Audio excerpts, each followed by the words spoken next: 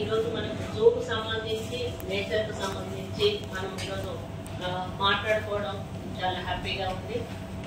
దాంట్లో ఒక్కొక్కరి అభిప్రాయాలు కూడా మేము తీసుకున్నాము.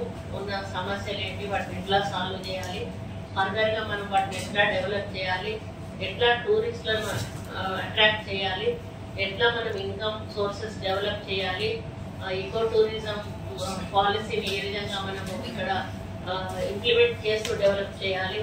ముఖ్యంగా ఇప్పుడే ముందు లాస్ట్ లో చూసాము, అంత మంచి ఏరియాను మనం ఒక మంచి ఈకో టూరిజం దానికి డెవలప్ చేసినట్టయితే మనకు ఇన్కమ్ సోర్సెస్ పెడితే పబ్లిక్ లో కూడా ఈ మధ్యలో ఏంటంటే కరోనా తర్వాత చాలా ఎంటర్టైన్మెంట్ అలవాటు పడారు జనం. Every Saturday